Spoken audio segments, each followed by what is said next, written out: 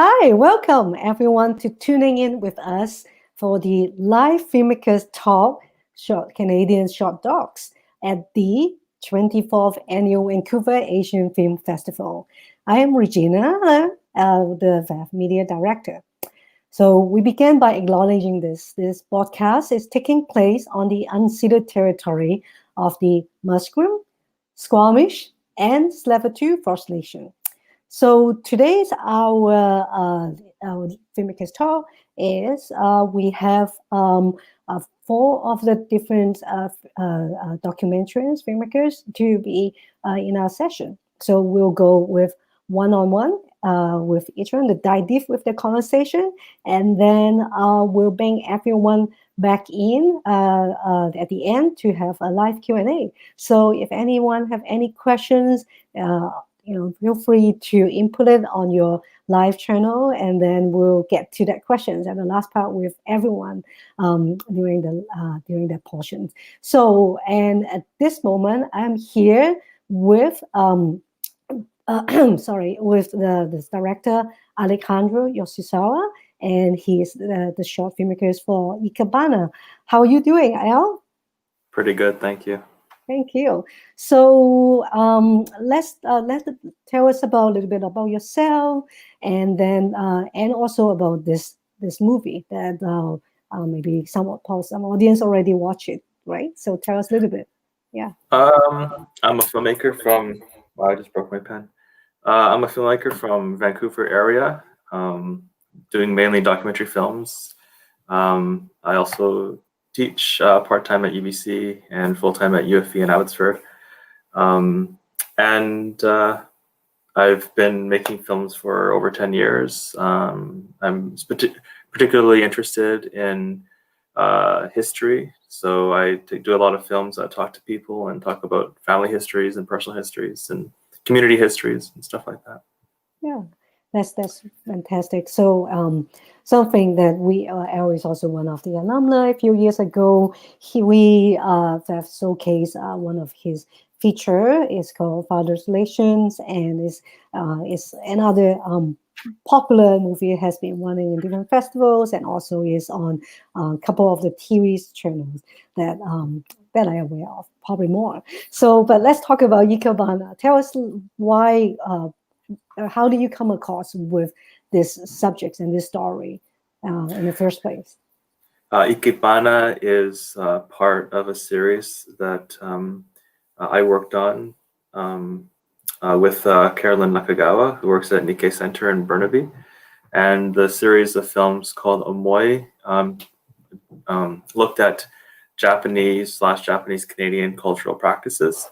So there's, if I can remember off the top of my head, there's an episode about Ikebana, taiko, manju making, tea, and kimono, like traditional Japanese clothing. So that's sort of the background. That's how I, as a filmmaker, got to connect with Cass, who does Ikebana. It was through this series. Oh, okay. So that's how it starts. So is that like a continuous series? Are they still going in any way? Is it a web series? I think the other 4 episodes are on the if you Google them, they're available to view on the Nikkei website.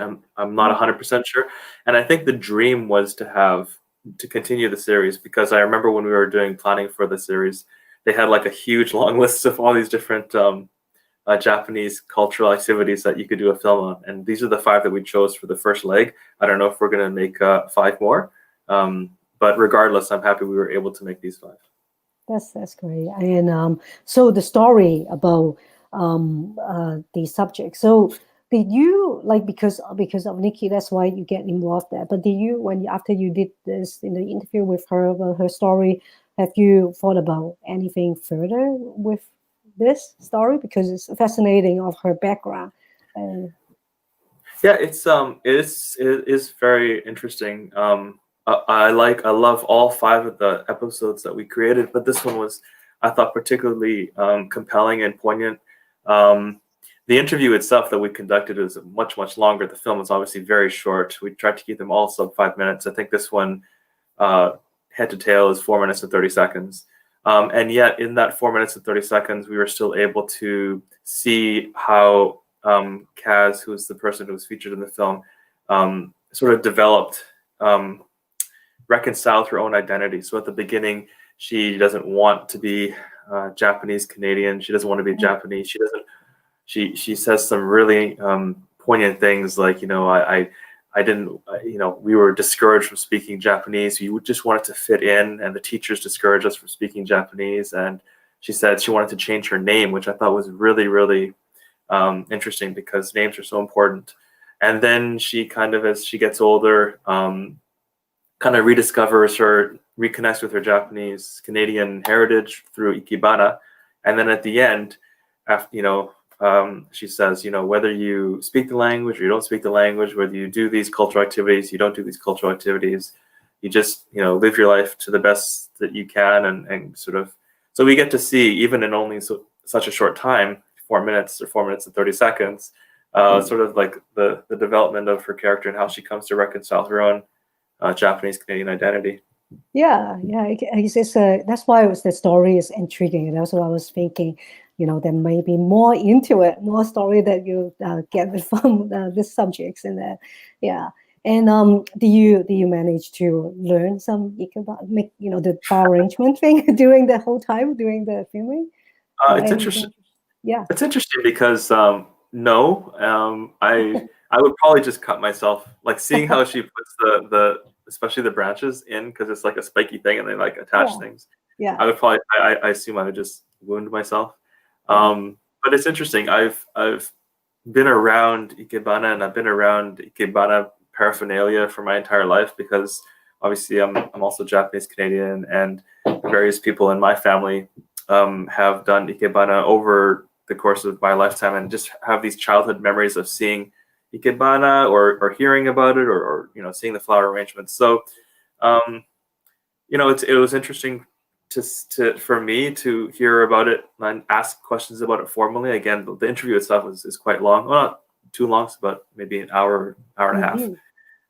So it was great to hear about that. But no, I don't think. Just go back to your last question. I don't think there's a plan to do like a longer form documentary with Kaz participating. I think we're probably just going to do the short form interview, but hopefully maybe we can at least put some additional clips up for online as like separate clips. Maybe, I don't know. Not much. I see. Well, you never know, right? It's a secret. So, because with the subject during the interview time, how does she feel about? Because it's quite personal. All those story that she talk about it. Is that like any emotional process, and how do you handle with that during that interview part of that? Yeah, that's a great question. One of the most important things documentary filmmakers have to consider is the interview space and the interview process. And I think documentary filmmakers nowadays are very cognizant of the sort of fragility of that space. Certainly, there's a couple things that went into this particular interview, and what made it what I think is successful. First of all, the producer of the series knew the person that appeared in the film. So, I guess they call that person like a gatekeeper or whatnot, but there's a sort of a go-between between the filmmaker, myself, and the person who appears in the film. A few other things, like secondly, we had already done a few other ones. Like we did the kimono one first. So we were able to show this person, listen, this is what we were kind of hoping would be the final product. And they were able to watch that film and get a sense of what it would look like, what it would feel like, what it would cover. And of course, other little things like, being, again, Japanese Canadian myself, we both kind of, are members of the same diaspora, the same community, so it's easy to do small talk, and especially the JC community is fairly small. So you talk long enough and you find someone who you both know. And then, of course, when you actually sit down and do the interview, the way you approach your questions, I like to start with like really, small talk, broad questions. I also like to ask people about their parents and their family, not necessarily about themselves, even if the film is about themselves, because they tend to like to talk about loved ones. And so just to like ask about, well, what did your father do? What did your mother do? Did you get along with your sibling? Like, it was just kind of like lower stakes questions. before we start talking about maybe their own life and what they may or may not have had to deal with. Yeah, because that's like after I watch it, it's definitely is very pretty of with how you do that. Are you filming yourself too, or you have another DP It doing? was a micro crew. It was Oh, it was okay, me, yeah, Carolyn, who was the interviewer as well. We would both ask questions, and then I think yeah, a sound person. okay. Oh, looks good. Looks really And good. that's a pre-COVID too. That's a COVID-sized crew in a pre-COVID era. That's right. That's right. Yeah, yes, especially when everything is has to be like a limited space with that, right? Limited people to be. So, talk about like because you besides doing film, making movie, documentaries, and then you're a professor at school. So, I hope you don't mind to touching some subjects like when you at your what do you expect your your student to get from your classes and um, something that you think they get inspired from you to so I'm not sure like what programs are you still teaching, so that's why I'm asking in this Yeah, case. I love teaching. I started teaching at UBC about 7 years ago. Just one class at the time, community and cultural filmmaking class.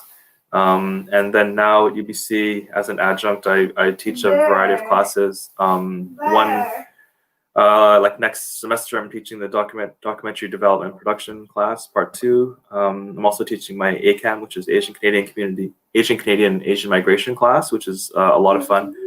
And I've in the past I've taught their just introductory filmmaking course.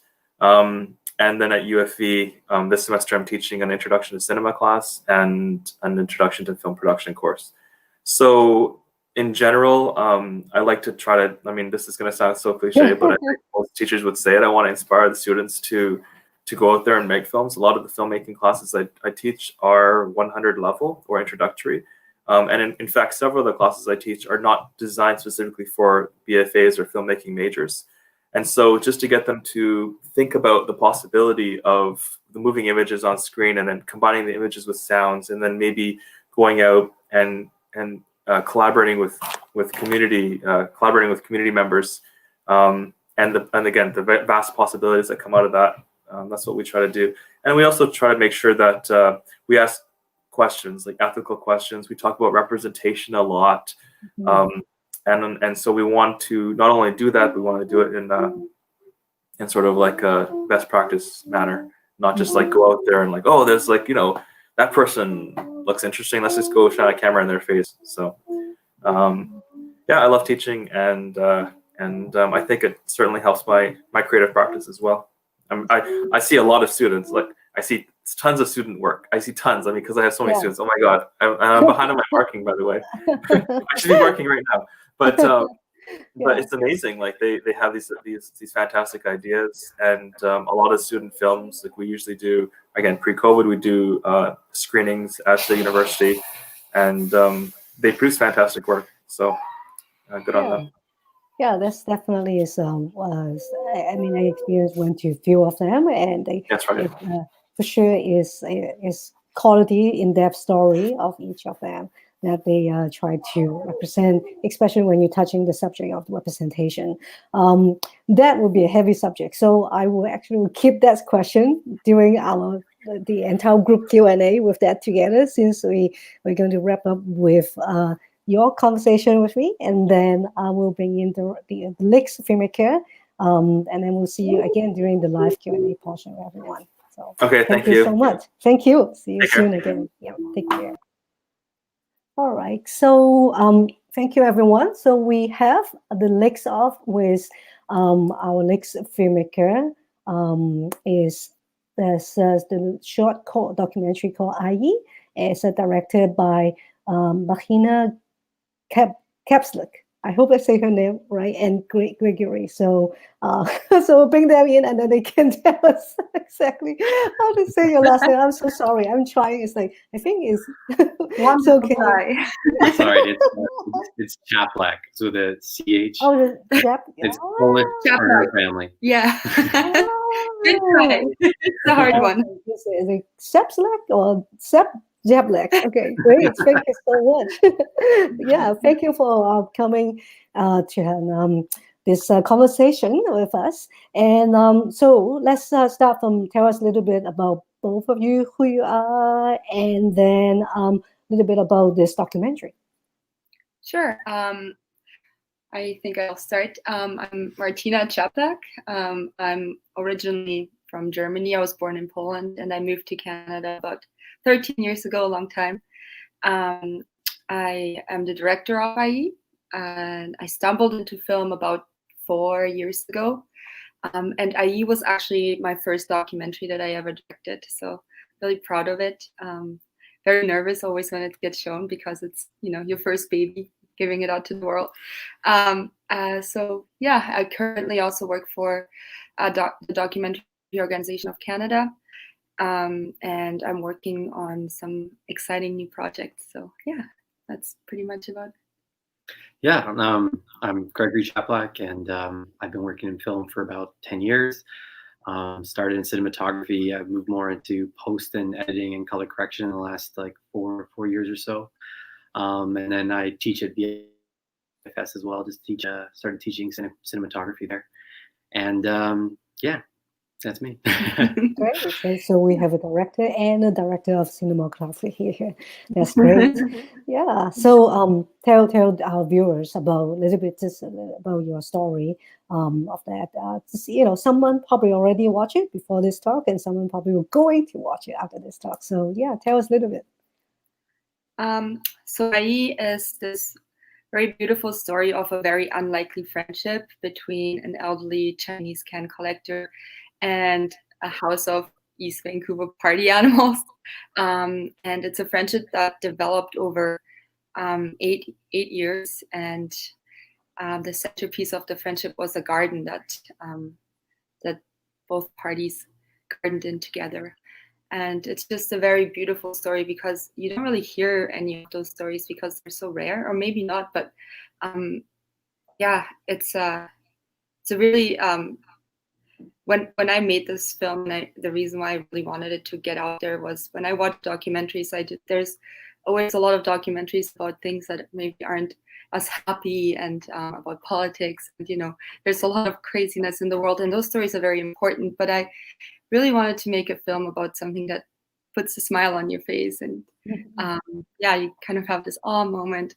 So yeah, do you have anything to add? Yeah. I mean, from the moment I met Martina, she told me about like this documentary idea, kind of around this house that she used to live in, and this woman that was there, and the relationship that kind of got built over those 8 years, and then it just so happened that they were going to move out, and then it just was like, okay, well, if we're going to make this movie, we should just start shooting this now. If there's ever a dramatic moment to happen in this relationship, it's these guys moving out, and what's going to happen now. So we got our handy cam out, and Martina was there with the little handy cam and started just capturing the moments as they were happening, and then kind of came in over like the next year or so, and a couple months before that kind of big event, and we're shooting all throughout. Yeah, I guess that's probably another question, but yeah. The reason why I made this, you probably wanted to ask that question. This whole idea came about as I actually am one of the people who got to spend a few years knowing IE and developing a friendship with her. I was one of the roommates that lived in the house. I wasn't one of the roommates that lived there the entire time. I lived there from 2014 for about 3 years. And when I moved in, the first person besides the roommates that you meet was IE, and she was just always there. And from the beginning, I always asked, I wanted to find more out. I wanted to find out more about her and who she was, but because she doesn't speak English and none of us spoke Cantonese, or we didn't even know if it was Cantonese or any other language because we couldn't understand her. We just never knew anything else besides the fact that she collects our cans and that she created this beautiful garden in our backyard. And she was there from mornings till evenings. She was always there just working away on her garden. She had a little bottle underneath our deck. We really anything about her. And then I ended up moving out, but I still frequented at the house. I always, because my friends still live there. And when everybody there was a for sale sign that went up in front of the house. So everybody decided to move out before something happened, like a renovation or something, because nobody knew what was going to happen to the house. So the roommates slowly all moved out. And there was this urgency to tell her that she will have to go too, that they're moving. And then I found this amazing translator, a good friend of ours, April, and she came and she made initial contact, and we've had our first conversation. Then we found out that Chinese dialect is actually really, really rare. So April couldn't quite understand her, so we got another translator, Dong, who helped us even more. And and that's how this whole sit-down interview came about. And for the first time in 8 years, we had a chance to ask each other all the questions that we always wanted to know about each other. It was amazing. It was such an amazing thing. Yeah. Wow, you actually answered a lot of my questions. Actually, like, the idea come with it, and how do you come across to communicate with her? Because we did see, the documentary that you have the other two person came to do a translator. But before that, how do you even have come up with this idea that you want to make a story about her and your roommates who stay there? Well, that is something like, then how would you know she were willing to participate? Because sometimes we know the Asian culture, they're pretty reserved, that they have, they don't want to put it out there to let people know their background and story. So is it challenging at that time, or she was pretty open from the beginning? With April's help, we explained to her what we were doing and our intent of making a little film. And I think it really goes to show the kind of friendship we had built with her, because there was that level of trust. And she walked in, and we told her we were going to record it with a few cameras. And then we actually had 3 cameras because we had to capture everybody at the same time. And she walked in, and it was a little overwhelming at first. And she's like, "Oh, I didn't understand that there was so many cameras." But then we sat down, and she was just, she was so happy, that you can tell in the camera. She seemed really relaxed, and we thought it was going to be just a really short interview. I think we were there for almost 2.5 hours, just talking. And she left in between because she had a soup on the stove, and then she came back, and then so it was great. And I think, it really, I never assumed that she would agree to it, and I never wanted, if she would have said no, that would have been fine, and that would have been the end of it. But she knew us so well, and I think she really wanted to have those questions answered too. And I was so happy when she agreed to do it on camera, and just really thankful that it would happen like it did. And then for a first time like documentary filmmaker, like the first big thing we did was this like round table discussion with like a translator and 3 subjects and like multiple cameras. It was like very complicated. It wasn't like a simple thing to try and capture for like a first time. So it worked out like very well. We were very happy with the results out of that conversation. There was so many more things in that conversation that got cut out of the movie because, just time wise, but it was a very interesting conversation. Yeah. Will you plan to do a little bit longer version? Because right now it's only like 15 minutes. It's because with the Tell a Story Hive situation, will you plan to bring back some of the something that you think you should be including in it? No, I think we hit all the main beats. I think we did, and it flows super nice. I think that the centerpiece of this was really the friendship that was between, represented by Adam and Rory, the 2 of the roommates that lived there, and IE. But it's funny that you asked, because ever since it came out, a lot of people actually commented on it. It was when it came out about in April. It was a great time to really release a film because a lot of people had a lot of time to watch it. So we got a lot of comments from people saying, "Well, I also have a can collector. Do you think we can, kind of dig deeper and make it into a series and tell little stories of all of these relationships between people?" And I mean, there's nothing planned, but I think I think it inspired a lot of people to try to find out more. So maybe it will inspire more of these mini films. Yeah, it'd be cool if it inspired like more community building, because like that's what happened in this place. Like two separate groups from like different cultures got together, like despite language barriers, and like built community by sharing this garden and learning skills from each other. Like the way that she like was teaching Rory how to set up the garden. Like it's just so, it's like a beautiful image, like this tiny lady and this big tall dude, and she's just like, oh, give me this thing, let me show you how to do it. And then all without being able to communicate, like sharing the same language. So not only did they not share the same language, they're not the same age, they probably have not many things in common at all, and yet it blossomed into this really, especially I think between Rory and Ai, they had a very special friendship, because Rory he tended to the garden the most. So and it, like Greg says, he's this very tall man, and Ai would just kind of shove him out of the way, take the rake, and say, "No, you're doing this wrong." I don't know what she was saying, but it was great.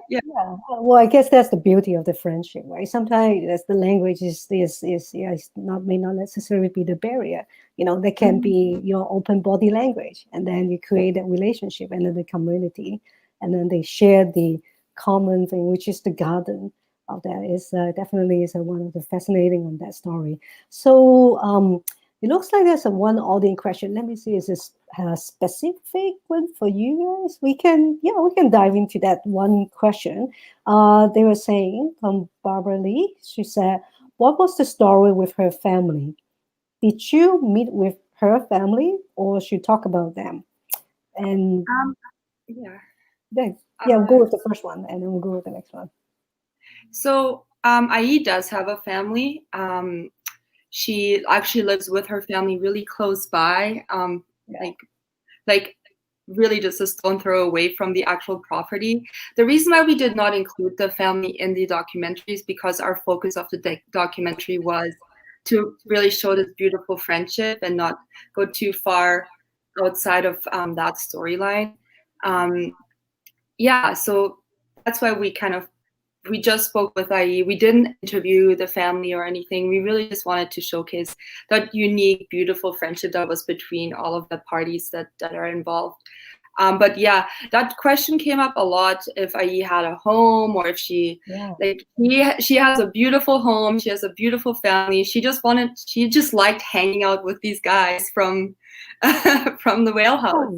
So she has a wonderful life here. Just really likes hanging out with these young people.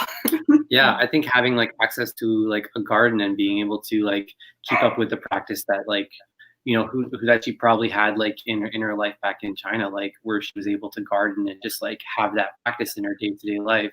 This space allowed her to do that, and they both got something out of it, which was quite beautiful. And the focus of the film was like their relationship. So, I mean, the movie could be expanded a whole bunch if you went into like the other different like places, other different directions. But like for the focus of this, it was this particular relationship. I think it's pretty much, you like what you say, you pretty much give the guts of it, the substance of this movie, to tell this the story of the relationship between Ai and the renters, the kind of opposite of her character, right? So I think that's how that's intriguing with the audience with watching this movie for that. So I think we'll probably wrap up with our one-on-one, and then we'll see you guys come back at the group with everyone to have the live audience question. More live audience question will come along with that. So, and I will thank you so much again, and then we'll see you guys back in half an hour. Cool. Thank you so much. All right. Thank you. Yeah. All right. Thank you, audience, and keep going. Put down the question on the live chat, and then we'll get to the filmmakers at 6 o'clock with everyone, and then we'll have a group questions. So now next off, we have next documentary. We the West is we are here with the director Kate Jamie, and also her DP Michael Grant. So let's welcome everyone. Hi. Hello. We're back Hi there. live. Hi. So great. So let's start off with just like everyone, tell us a little bit about yourself, and the viewers will know who you are, and just a little bit about the movie itself. For sure. So my name is Kat Jamie, and I'm the director of We the West. And We the West is a story about 4 other Vancouver Grizzlies fans that I met while making Finding Big Country. It's proof that I wasn't the only Grizzlies. I'm not the only heartbroken, diehard Grizzlies fan out there. And it tells a story of these 4 other characters and their love for the team, and why there's such a love even to this day, 20 years after the Grizzlies have left, why there's such a strong connection to the Vancouver Grizzlies. And I'll let Michael introduce himself, but Michael is actually the producer of We the West. Yeah. Sorry about that. Yeah, if I was the DP, the film probably wouldn't have gotten into the festival. Yeah, I'm Michael Graham. I'm the producer of We the West, and yeah, this was kind of like Kat said, is sort of a kind of a one of the storylines in Finding Big Country, with the previous film that we did together, and it was just kind of like right from that film coming out. I think that Kat has probably not a day has gone by that she hasn't been had somebody who's a passionate Grizzlies fan reach out to her and talk about their connection to the team and wanting a team back in Vancouver and that kind of thing. Great. So okay, so yeah, we all heard about probably fighting Fighting Big Country. Yeah, so and that is a feature, right? So this one is a short, right? So this is more multiple subjects. During that time, have you like what your thought process, like why pick short rather than feature, or go back and forth? That's what you decided that you prefer to go with short. Well, I guess the interesting thing is that actually Finding Big Country is actually considered a short because it's only 43 minutes, so it's a longer short. Wow. But I think I love short films, and I think with We the West, which is around a 20-minute film, we thought that was the perfect kind of time frame to tell the story of these 4 passionate super fans. But Michael and I are actually working on our first feature film, which is also about the Vancouver Grizzlies. I swear this is the last Vancouver Grizzlies related film I will tell, I think, in my career. And that will be a feature film about telling the story from beginning to end, how Vancouver ended up with an NBA team, the first, the first in the city, and one of the first teams in Canada, and what happened 6 years, what happened 6 years later for us to lose a team in record time. So that is the next film, which is a feature film, and we're both really excited to be telling that story. I see. So it's obvious it's a documentary, right? Documentary. Yeah. So and wow, that's exciting. We can't wait to see that. So it's development right now at this point. yeah.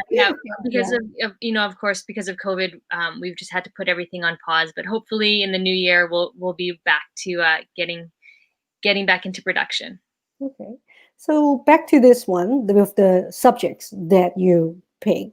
Is that anyone more than those 5 subjects that you have, or is this the subjects that you decided? I mean, you probably made a lot of friends during this whole time. Yes. So with so during the making of Finding Big Country and during the festival tour, I met so many passionate Grizzlies fans who after screenings, people would come up to me, some with tears in their eyes, and they'd say I thought I was the only one who still cared about the team this much. And I think it was one of my favorite things about releasing Finding Big Country was just finding this underground of super fans in Vancouver who were again just so heartbroken about the team and still hadn't gotten over over things. And I told Michael, I was like, this person has that story, and oh my gosh, this person has this connection to the team.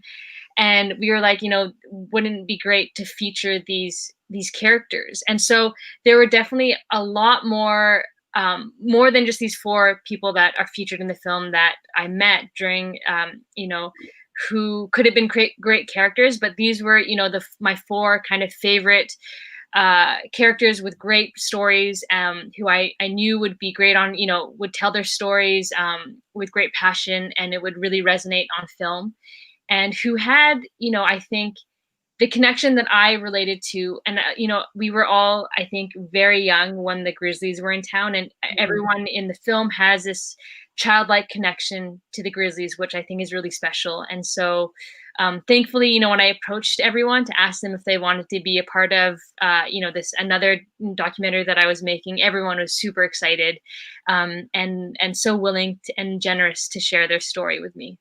Oh, that's great. Okay, now we hear about your story, the passion with Grizzlies. Now we'd like to hear from Michael. Since he's the producer, tell us a little bit the relationship that with you with the subject, right? Well, I should say that first off, I should say that we have to thank TELUS. They funded the film, and TELUS also funded Finding Big Country, and I think that they really wanted to fund our next project, and it just wouldn't have worked to do the big full Grizzly story together. But we kind of discovered that there was this sort of these super fans that we met, and we felt like, this would be a nice kind of TELUS is all about community is one of the things that they really go for as a theme, and they want to do films on. And this is shows a sense of community. There's this community of these super fans. Kat isn't the only crazy one. And I think that so that was a big part of this film, and we have to thank them, of course. And then what I was really struck by, and I noticed this in Kat as well as all the people we featured in the We the West short, is that people have this through the team, and this happens with sports all the time. Through the Grizzlies team, people had these really strong family bonds, or really strong bond with a friend. And I think people get really emotional, genuinely really emotional about this team, their nostalgia for the team, because it makes them think about this family connection, or this special connection they had with a friend that was sort of around going to the games or watching the games, or just kind of being fans and having something in common to root for, or perhaps to console each other over, since they lost so much. But I think that was a special part of this film that I really liked, and getting to spend the time meeting the subjects and bring their stories out and interview them. I was like, oh, there's this really deep connection that goes way beyond sports here. So I think that's what I really like about this story. And there's so many fans out there who we couldn't cover in this short film, but we'll have in the feature film. We'll have a lot more super fans in there.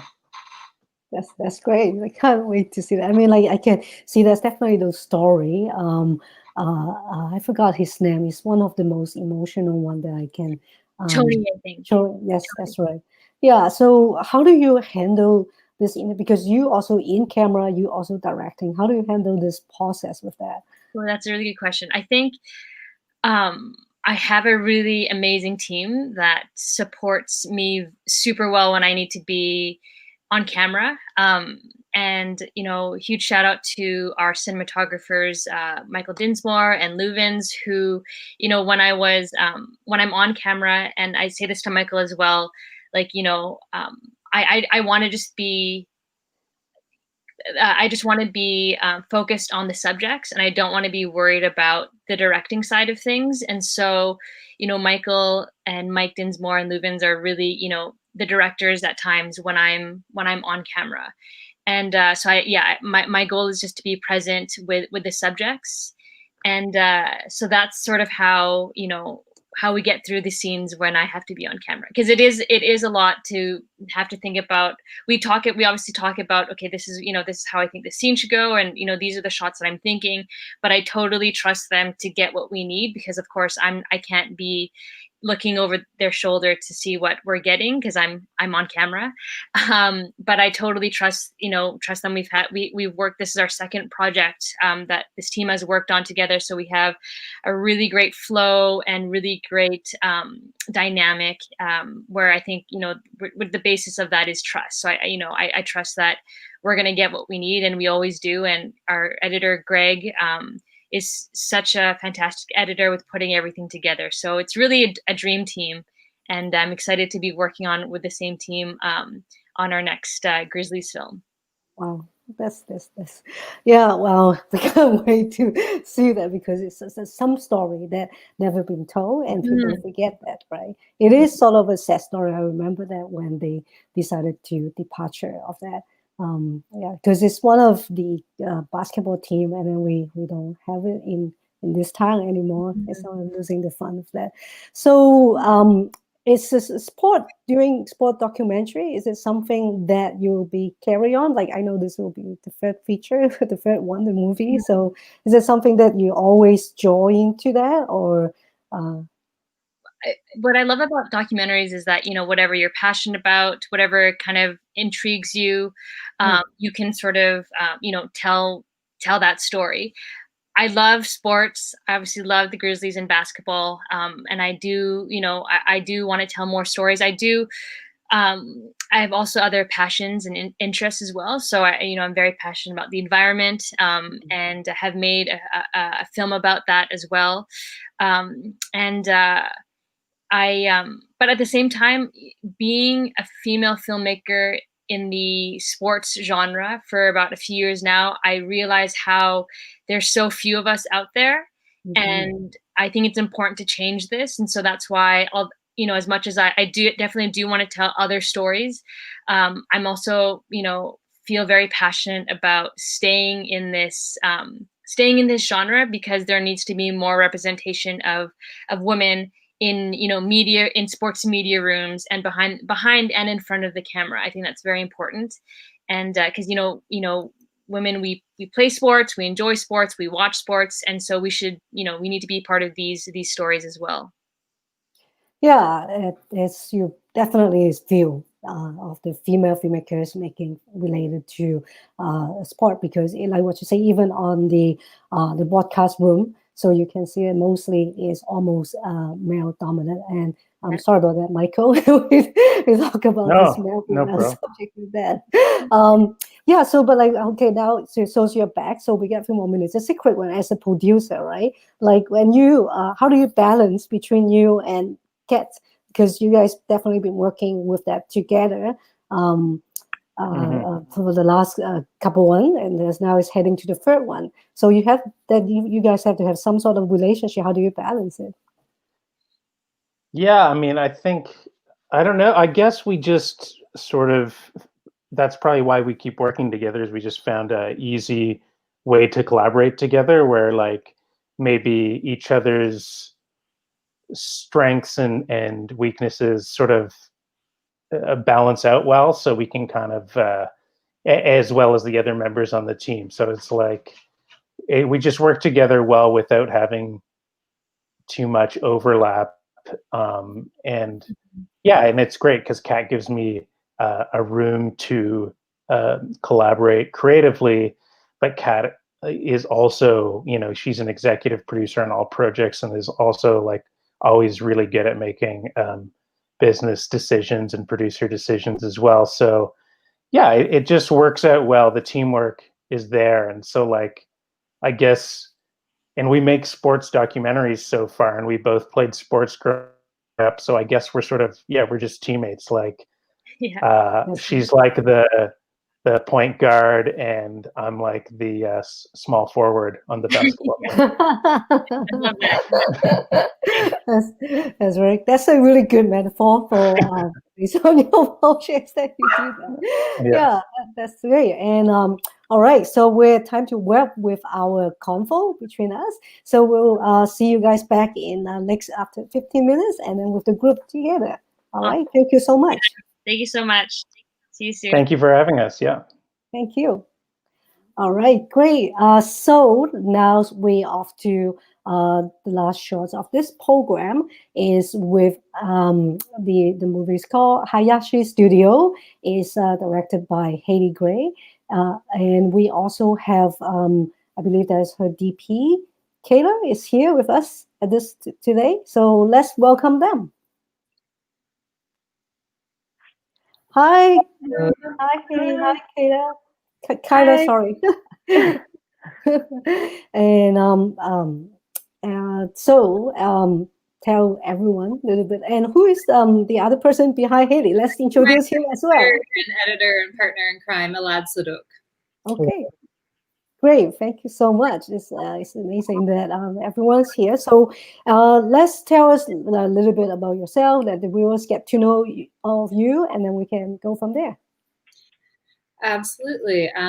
I'm a writer and director from Ontario, but Vancouver-based, and I'd never met Kayla before convincing her to come aboard this movie with me. Yeah, do you want to say a little bit about yourself, Alad? I'm a director and editor based out of Vancouver, and yeah, Haley came to us with this project. Kayla? Yeah, I'm Kayla. I'm a cinematographer. I have a few films in the Vancouver Asian Film Festival this year, but this is the only one that I've come to the live questionnaire because I'm not working today. So I'm really happy to be here. Yeah, we're definitely happy to have you. I mean, yes, the other short that Kayla is the another fictions is Laura, which is in another Canadian short program. So yeah, I'll do a shout out. You can watch it on demand. Yeah, and I shot In Love in Memory. Oh, that too. That's right. That is another program as well. So we have three. So you have in three different programs. That's amazing. But we are definitely thankful that we have you and both of you here with that. So let's talk about this story. When I first heard about the story is when that come out through Tell a Story Hive. And then let's start with everyone always asks this question: why do you come across with this subject, and why this story is a great Vancouver Island story that I don't think anyone discovered before. Not many people even know that is a huge community in the island or the Japanese community. So tell us a little bit. Yeah, absolutely. So I work with a nonprofit called Populous Map, and that involves a lot of the person who runs Populous Map, Laura, being like, Haley, there's a cool story here. Let's get up at 5 a.m. and drive for 10 hours to the interior. And I'm like, oh my God, okay, Laura. But she was always kind of bugging me about Cumberland. She was like, they're doing such a good job of like speaking to like the diverse communities in their museum, and we really have to go. And so we took a trip to the island and fell in love with Cumberland, and like we were just blown away by Hayashi's photos. And it was, Populous Map works to fight historical erasure in BC and hopefully all over the world. And, I'd heard that term and kind of understood it intellectually, but it wasn't until I saw all of these diverse photos of the diverse communities that were there that I really realized like how many people we never get to see and how much history we really, really miss. And so from there, I started kind of digging into the story. Great. So with the DP Kayla, so like when you first heard about the subjects, the story that Haley approached you. So what is your process? What do you have in mind? And how do you think that you come across to bring this story to life? Because those are history, right? And you definitely have different interview with different historian and also with live interview with my units there. So yeah, the whole process. Tell us a little bit. Yeah, well, it was really, I knew of Alad and Haley. I knew of their work before I worked with them. So I was very excited that they reached out to me. At the time, I was very fresh in my career, so I'm very grateful that they took a chance on me. But with the project, I always felt a little connected to it. My mother being an immigrant from Okinawa, it was great for me to learn about the Japanese community that was here in DC. And that was really special. And I think that's the amazing thing about docs, is that you can learn all these things that would possibly be forgotten. Yeah. That's great. I mean, it's one of the prettiest ones that I can see for the cinematography, for how you capture the interview with different subjects of that, right? So let's dive deep for the story of this document. And when you, like, how do you feel when you guys, like, when you did interview with all the subjects, and you tell us about like her personal story, and how do you handle it with that moment with them? Yeah, absolutely. Maybe I'll speak first to, like, when me and Kayla and Alad were thinking about the film, we definitely, because it's a historic film and because it's about photography, we really wanted the interviews to kind of feel like Hayashi's studio. So that's part of why we worked with our production designer to reupholster a chair like his and have this backdrop like his and the plant like his and all these pieces to kind of really get into Hayashi's world. And I'd already been lucky enough to have a few pre-interviews with our subjects and kind of get to know them as people, and for them to know who I am and who's going to share their story, which was a big piece of it. But yeah, I think for me, it was a big part was just kind of being curious about what they were excited about. You know, Doug had never been back to Cumberland in his entire life, even though he'd been to like his mom's old haunts in Fanny Bay, which was literally like a half-hour drive, but his dad never wanted to go back. And so it was, I don't know, it's really priceless to kind of see those moments and see what that was like for him. And I think the big thing for me too was our crew was so tight-knit and so committed to the story. So we were able to, after I asked the questions that I wanted to ask, kind of open it up to the floor and make it feel like a little bit more of a collaborative process, and have our field producer and Alad and Kayla like asking any other questions that they had. And like a lot of that fell into the cut and became a big part of the story. So during that, like, I forget, maybe the viewers should know, how long did that whole process for this, making this particular one, because it definitely get a lot of research behind it, right? Yeah, I think I started about 6 months, would you say, Alad? Maybe 9 months before we were filming. It kind of, you know, was our first trip to Cumberland, was starting to try to track down the Hayashis, spending lots of time at the Nikkei Center and bugging their archivists and going through everything and reading interviews. But the actual filming, when we got to it, was just 5 days in Cumberland, and then we did 2 days in Vancouver. Great. So this is one of them. Tell us what other project is that you will be coming through this one. After this, are you doing anything related to this, or is any new thing? Yeah. So Alad and myself, after this, kind of approached the NFB, and we're currently in development with them of a feature documentary looking at more underknown pieces of BC's history that are women's history, BIPOC history, and queer history. Wow. That's great. Something is good. This and other subjects that we talk about is the representations on that, right? So it's definitely very interesting, right? For from your background, that you like talk about like other type of representation on this movie. But how do you feel to do this, and what encouraged you to make this is non-related to your cultural background? And I bet someone asks you this question quite often. Yeah, no, it definitely comes up a lot. I think for me, I always come back to like what I learned as a Canadian kid growing up, and how little of it was diverse, and like how I can create more opportunities for kids living here, regardless of their background, to better understand other races and other communities. And that's kind of my anti-racism work personally.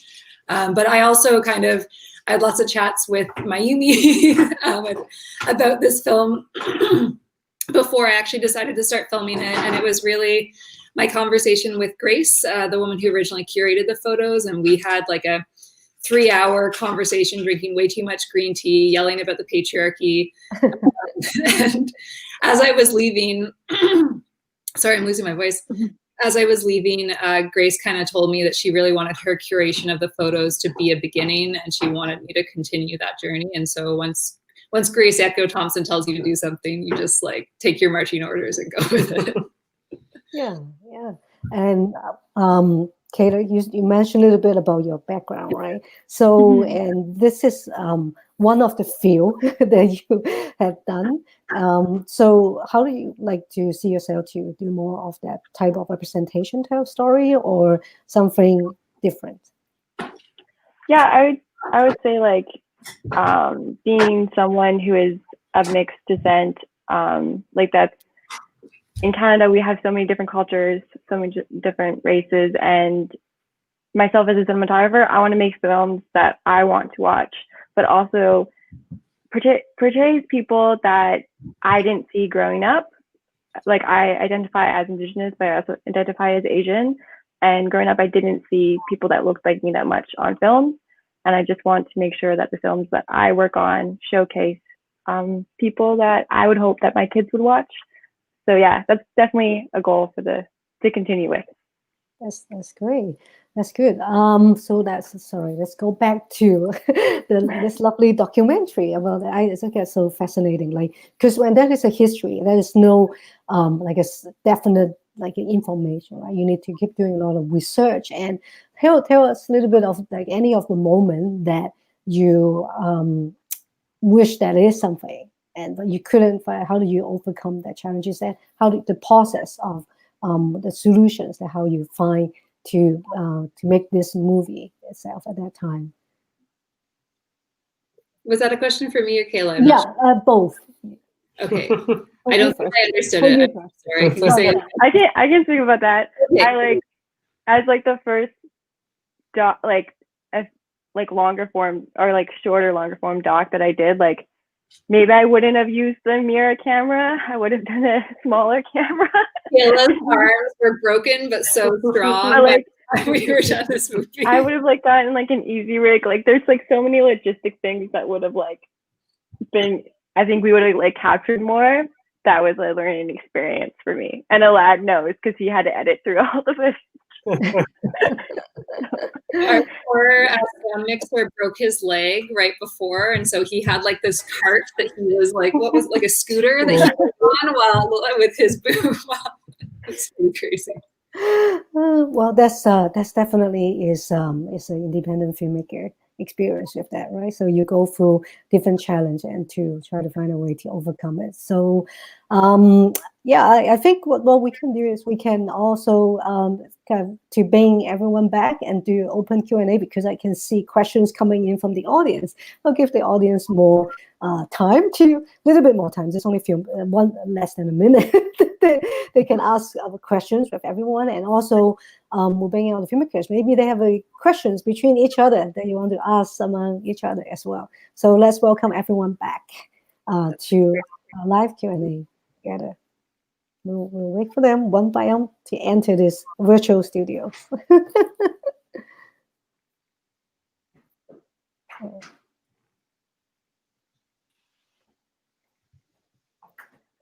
We got Kat, and we lost Kat. And one more. Virtual dance. Is Michael come back to join us? You know what? Michael has a new puppy, and it's getting restless, so he had to take Wiley out for a walk. So unfortunately, it's just me. Ah. That's what's happening to Greg right now. Our puppy is just going nuts over there.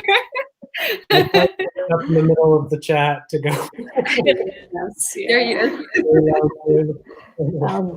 Yeah, my puppy is on my lap. So the whole time I sort of like she's trying to jump down in and out a couple of times, but then she really wants her, the time. Okay, so welcome everyone. So have like each other. Do you guys have any question with each other to ask about? Because I can, this I can see based on we put everyone into this block, and this is because they somewhat there's a connections in a way. It's about community. It's about like relationships and the culture. So I'm just wondering, between it's a documentary. Any questions that you want to ask each other before we open up to our audience? No. I love all the dogs. I don't have any questions about them. Everyone's congrats, everyone. Yay. So, do you guys see each other's movie? I'm just curious. I have a question for Kat. Kat, how do you always manage to make your films come across like so much fun? I think one of the things that is just so incredibly enjoyable to watch when watching one of your documentaries in the last two is that they're really, really fun and everybody gets super pulled into them. Thank you, lad. I mean, all the credit, like Greg, my editor, Greg, is just fantastic, and he makes me funnier than I actually am. So thank you, Greg. Okay. So I think, okay, let's go back to one of the questions, one of the subjects we talk about. I think everyone touched about this a lot, about representation.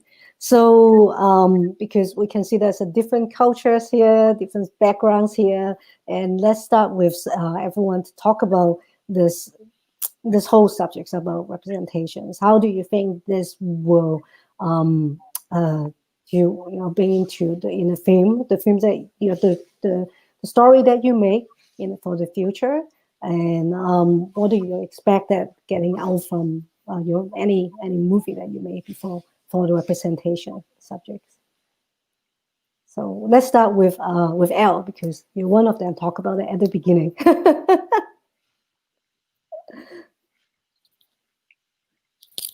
Did I give you a tough one? All right.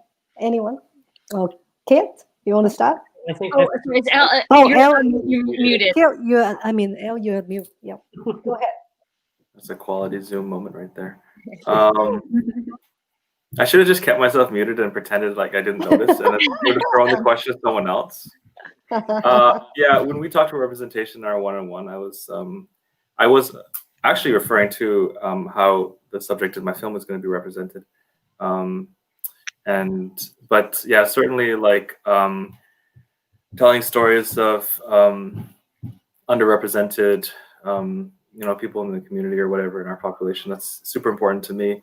I love to tell stories that deal with sort of the question of identity, of course, because that's something that myself and people in my family and my extended family all sort of like deal with and have different opinions on. So yeah, it's definitely important to me, and I think in the future for my future films it will continue to be. Okay, Kat? So with Finding Big Country, We the West, and my next film, which is again also another Grizzlies related film, I'm in those two films, and I will be again one of the main characters in my upcoming film. And I think I never started my career wanting to be starring in my films. It's just something that happened. But I understand how important it is to have female representation in sports films, behind the camera and in front of the camera. It's so very often that we get to be a part of these stories, even though women, we play sports, we like sports, we enjoy watching them, but we're very rarely invited to the table to be part of these narratives. And I always just think about me as a kid loving basketball, and how much I would have loved it to have seen myself being represented more. The WNBA was a thing, but when I was a kid, we didn't have too much access to it. There was no social media, so you couldn't really see yourself, on the TV. And so, my favorite player was Big Country, who is, a 6 foot or 7, almost 6, 6'9", Caucasian country boy. And I love Steve Nash, and I thought I was them, but I'm obviously not. I'm not a 6 foot white man, right? But that's who I identified with. So yeah, I do think it's really important now to have, for for this next generation coming up, to see themselves on screen, especially in sports films.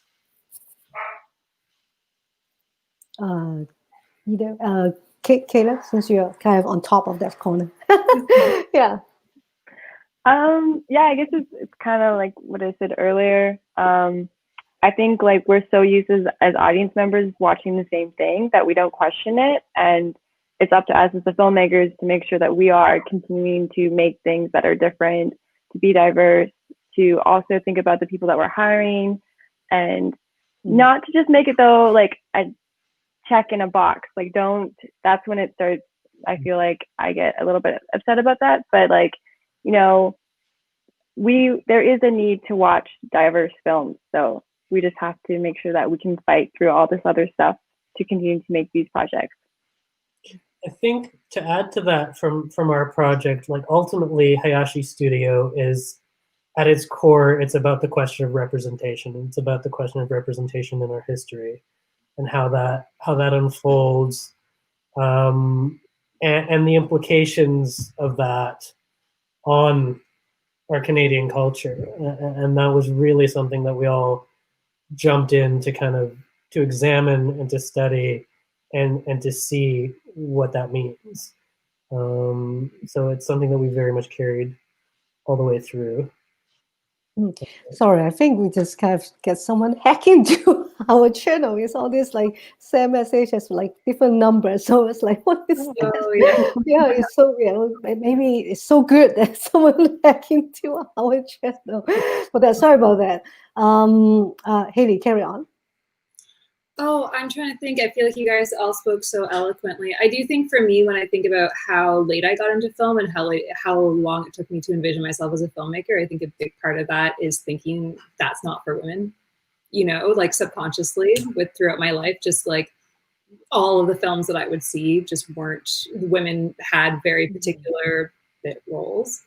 And so so I think that the more we're seeing women in all sorts of different pieces of the filmmaking process, that's huge for me. And that's a big part of why, you know, Hayashi starts with our whole crew building the set, because it was such a labor of love and you don't get to see those behind the scenes moments in the same way anymore. And so, yeah, we want to showcase that. And yeah, to what Alad said, like, you know, Cumberland is one of hundreds of cities in BC that have had diverse communities for forever, and we don't get to see them. And so I hope we get a chance to do that more.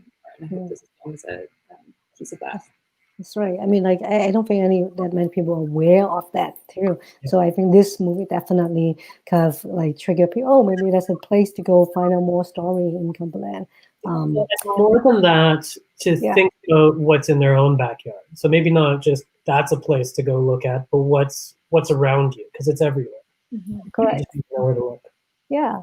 Well, and then get to Martina with her IE. So that's the community, right? So let's go back. We found a story in the backyard, exactly like I totally agree with Haley too. When I started making movies about 4 years ago, it really seemed like a boys' club to me in the beginning, especially in the camera world. That's why I'm so amazed by female DPs who are really, I think, we have one here on our board to really pave the way for women and make really cool films.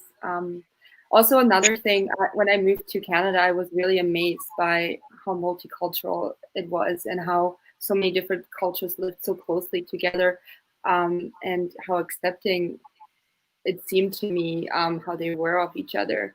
So I think it's really nice to see that maybe you don't, even if you don't really know about these stories, like the story between Annie and the guys, like these stories exist everywhere in the city. These really diverse friendships and relationships between people that you'd probably never picture together at a dinner table.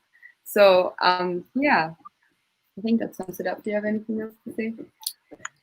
Someone get the journey, like capturing those two together and just seeing like how their relationship kind of bloomed was like inspiring for me, just to witness all of that. And yeah, the whole experience was like very, very inspiring for me, just to be a part of. I'm very very grateful to be part of it.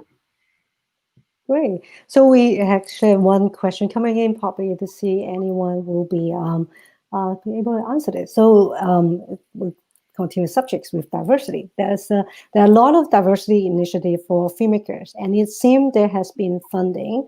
But are you seeing opportunity to move up the ladder so you can make features or playing union gig? So this is probably that's for the diverse filmmakers. That's a female. As a technician, like not a director mainly, I would say that like no, like I have had I've been super fortunate to have like an offer to shoot, like to start the conversation of maybe MOWs. But that was only because of someone who was very gracious and who had seen my other work and believed in me to put me forward. But for union gigs, like no way. I know I'm not going to be a cinematographer in the union for a long time. Like it's not even something I consider because I don't feel like that those walls are down yet. But, yeah. I feel like a lot of the unions and a lot of the organizations and associations are very quickly trying to catch up to the pressure.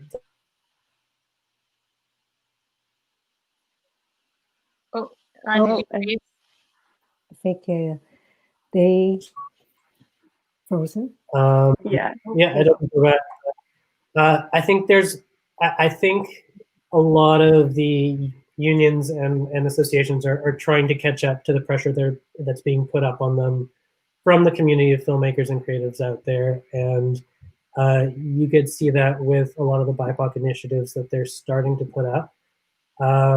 But I think it really comes down to community members and filmmakers putting pressure on these organizations to get the work done, to create these opportunities for people. Because without that, it's well, not just that, it's very hard. Yeah. I don't know who was there at the Women in Film Festival last year, but one thing they mentioned is IATSE 669. Oh my gosh, the film or the camera teams, all their trainees are now at 50% female. I'm not sure about their BIPOC numbers, but I do think that things are starting from a very low level and slowly working their way up. We're seeing the beginning of it. Yeah, the behind the camera. Start from the front of the camera, and now it's getting to behind the camera. I think we must making a really, really good podcast because like we have so many people keep hacking in, and then it's really like disturbing the questions coming in. So this is first. I never seen it for the last 5 days that we have any live talk. This is quite interesting. Anything you want to add on for that previous question? Yeah, I guess I mean yes and no. I'm now working on my first feature film, but it's only because of Finding Big Country and the success that I had with that. So you still need to sort of make that what you people call your calling card film. And thanks to initiatives like what Story Hive puts out and all the grants that they give out to really help emerging filmmakers make that next steps, that they can make something that goes out there and makes a big splash so that you can get these opportunities to make your first feature film. So without Finding Big Country, I think it would be very difficult to get to that next level. So thankfully, again, huge shout to Story Hive for helping me make my dream project, which has opened a lot of doors for me. So it is getting better, but it's still like an uphill battle that we all have to climb. Yeah, and yes, for sure, certainly with more organizations out there to support it, right? So it seems like all of them has some organization to support that, to tell the story, to represent that different community and the culture of that. So maybe we'll just go with a couple more questions. So some of them, I think we asked about like the Licks projects, right? But some of them probably we didn't cover it. So yeah, like Martina, what is the Licks project? Like tell us what is that? Because we did mention with Haley and Kat. So what is your Licks project? And then same as L2. I don't think we tap into that. We're currently in development of a series, a five-part documentary series. We received some development funding for that. It's not quite there to be told to the world just yet, so stay tuned. But yeah, it's quite exciting. It's also I'll be working with some Indigenous peoples, working with an amazing Indigenous director. So I'm really excited about it. Yeah, Greg is really busy. I think he's in the editing world now. So yeah, can speak to that. Yeah, I'm working on a TELUS doc in the next month or so. That'll come out in April, and just doing some corporate work for Lululemon and a couple other. Yeah, paying the bills this way. In between doing some narrative. But yeah, I'm excited to get back into narrative. I'm excited to do another doc in December. Great. And Elle? I do a lot of like community films. So I'm working on a film about Japanese dance. We're just starting. We're supposed to shoot tomorrow or something, but we'll see. I'm also working on a collaboration with UBC and Museum of Vancouver for a series called Seat at the Table, which is really cool because whenever you shoot at restaurants, or you always get to eat. This is great. So we did 3 films for that series, which is cool. They're all short, super short, like sub 4 minutes. I was working on a sort of like doc narrative hybrid film about this Japanese Canadian activist, Mary Kitagawa. But I feel like I got royally screwed by COVID because what I had sort of written as, or had as the sort of climax of the film, where she gets this honorary degree from UBC at the Chan Center in this like big ceremony, was canceled. So I have to almost like rewrite everything and think about what's sort of like what acts as the sort of climax. And I mean, it's sort of like a parallel story, but still, you lose some of the affect when it's just like over Zoom, like good job, Zoom. You don't get the crowds, you don't get the emotion, you don't get speech. So I feel like I kind of got screwed over there, but that's okay. Got a lot of other things going on, and of course teaching, which takes a bit of time. So I guess we can we'll take one more question. To all the filmmakers, have you considered telling story in the narrative format? Let's see. The next project everyone talk about is still a documentary. Let's talk about it. Yeah, I think that's one of those common questions too. Yeah, let's go. I could speak to that unless someone else wants to speak first, because I just said something. Yeah. Well, interesting. Like in my opinion, like the line between doc and narrative is like really thin and always moving. So even for a film like All Our Father's Relations, which is like if you watch it, you feel like, oh, this is 100% documentary. A lot of the shots were set up. Like a lot of B-roll is like, okay, come through the door now, do this, do that. We have a scene at the beginning of the film, which actually showed to my class. We talked about verite style, whatever, and showed to my class. It looks like a fly on the wall, but I said, no, actually we did 4 takes. And the whole point of the scene was, it was a dinner scene. The whole point was to get to know the characters. And I said, well, yeah, there's no script per se, but we gave them prompts. And then we just ran it 4 times.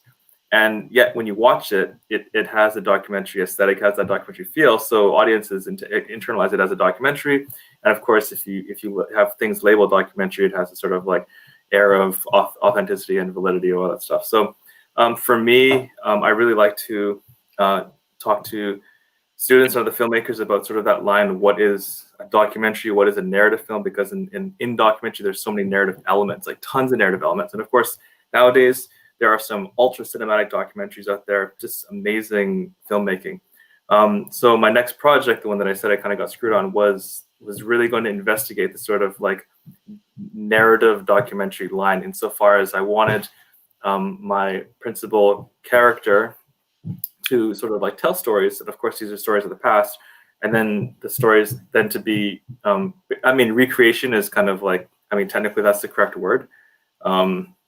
And so it'd be like 70% just like, but I wanted the recreated world, the stories of the past, to have it to be its own narrative as well. So I'm definitely, to answer the question more succinctly, looking to combine narrative and doc.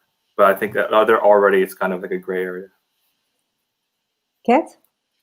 Definitely would love to delve into the narrative world. Documentaries is comes, I think, more naturally and easier to me, but would definitely love to get back into fiction, in the next few films that I make. And Kayla, Haley, both either.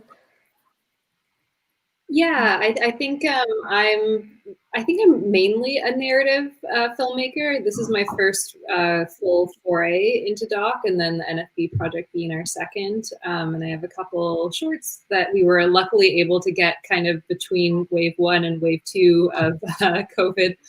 That we are now in post-production of, which Kayla was kind enough to shoot both of.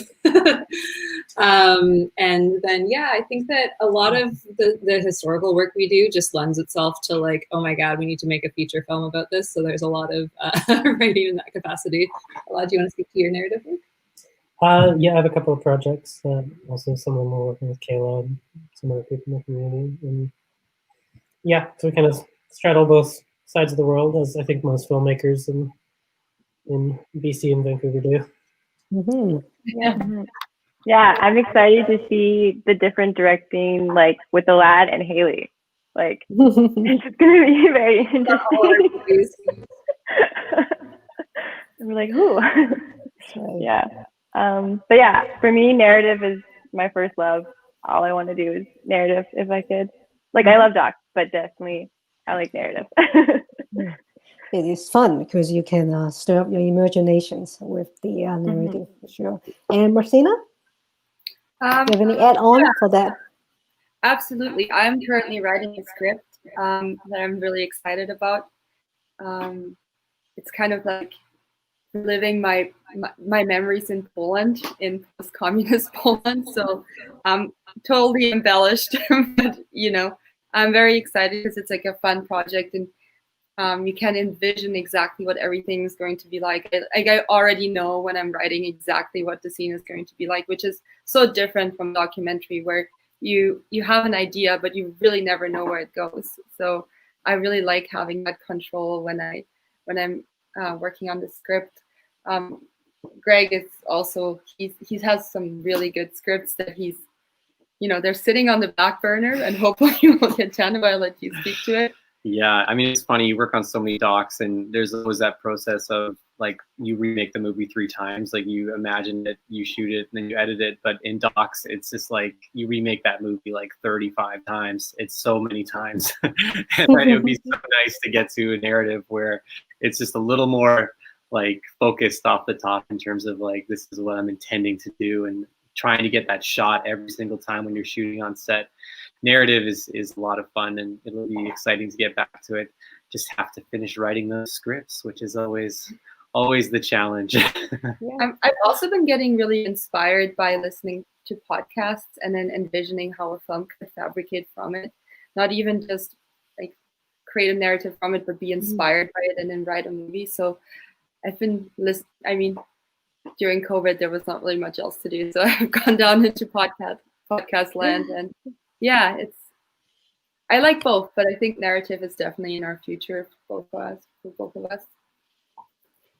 Wow, great. I think we definitely have a really great conversations, and also hope all the audience enjoy all the insights and all the in-depth of all of you have about your story.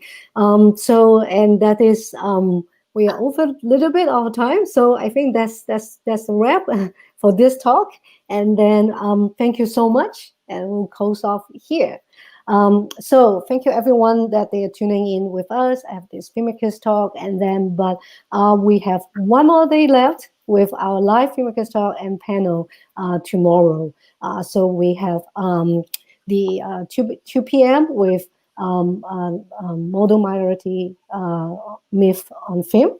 And then after that, we have our live talk with our mem winners around 4 p.m. So, and then after that will be our closing night Filmmakers talk as well with the Beyond the Dream. So, but then you can still watch all our virtual programming at that.all as long as you get your tickets or your pass before tomorrow. at 9 p.m. Then you guys still got the 24 hours to watch it after that. So, but do enjoy our programming and share your experience at our website. And also on social media is #FAFvirtual and #FAF. And thank you so much, everyone. And good night for everyone for joining us. Thank you. Bye. Bye.